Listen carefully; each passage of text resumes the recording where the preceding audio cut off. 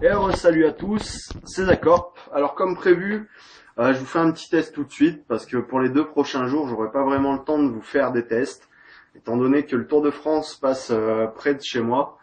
On a beaucoup de touristes au restaurant et donc je vais beaucoup travailler ces 2 prochains jours. Donc je vous fais un test maintenant. Donc sur un nouveau tabac que je viens de recevoir, comme prévu, le Starbuzz Peach Queen. Donc avec la boîte noire, super sympa, le relief sur le couvercle. La boîte est vraiment très très belle. J'en ai encore un petit peu dessus. La deuxième raison pour laquelle je vous fais ce tabac, c'est que on m'a demandé, 2 personnes m'ont demandé si j'avais commandé des nouveaux tabacs de chez Starbuzz. Donc ce tabac en fait partie. Donc je vais le goûter parce que ces 2 personnes voulaient passer des commandes et savoir ce que les bols valaient. Donc je vais faire ce test désormais. Donc à l'intérieur du pot, j'ai l'impression que la marque Starbuzz a fait un effort sur la découpe, parce qu'elle me semble plus fine que sur les autres pots. On dirait presque du Alpha Care. Je vais pas non plus dire que c'est la même chose, mais là c'est une petite boule de plein de petits grains, enfin de plein de petites feuilles, donc voilà, des tout petits morceaux, comme chez Alpha Care. Donc ça c'est un bon point pour ce tabac. Ensuite au niveau de l'odeur, donc comme je vous ai dit tout à l'heure, on a cette odeur de pêche très forte, genre iced tea, mais toujours ce petit arrière-goût de clou de girofle. Et moi, je déteste vraiment ça. Donc là, à l'intérieur du pot, j'ai exactement la même chose que tout à l'heure. Donc j'ai déjà un peu tiré sur la chicha. Je vais la rallumer correctement, faire le maximum de fumée, vous donner mes impressions sur le goût. Alors c'est parti.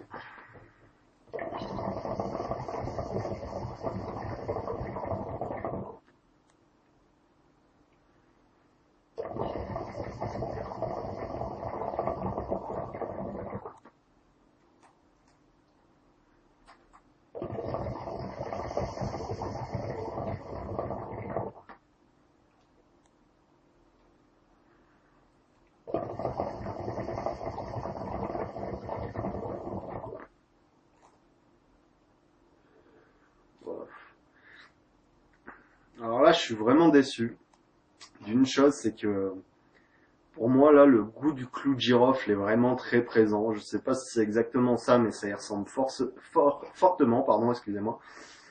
Ça y ressemble vraiment beaucoup et c'est vraiment très prononcé en bouche. On le garde longtemps sur la langue. On a cet arrière-goût de pêche, mais qui est vraiment lointain. C'est vraiment dommage parce que pour un tabac nommé à la pêche, pour moi, ce qui est le plus important, c'est d'avoir le goût de pêche, pas un goût de clou de girofle.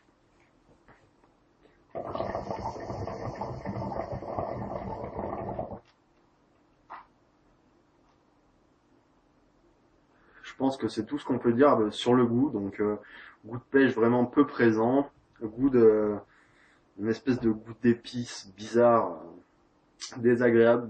Très franchement, ce pot, je pense pas que je vais le finir.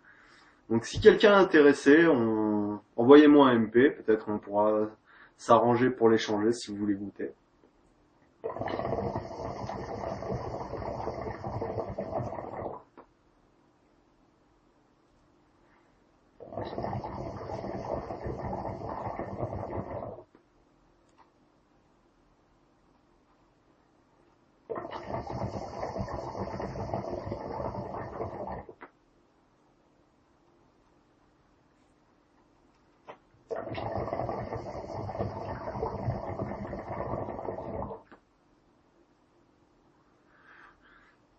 Donc on a quand même une très très bonne fumée, bien blanche, bien dense. Il y a rien à redire sur la fumée. Vous, elle risque de pas être très impressionnante à cause de la luminosité aujourd'hui. Il fait pas beau dehors, donc j'ai allumé les lampes histoire de vous donner un maximum de reflets sur la fumée.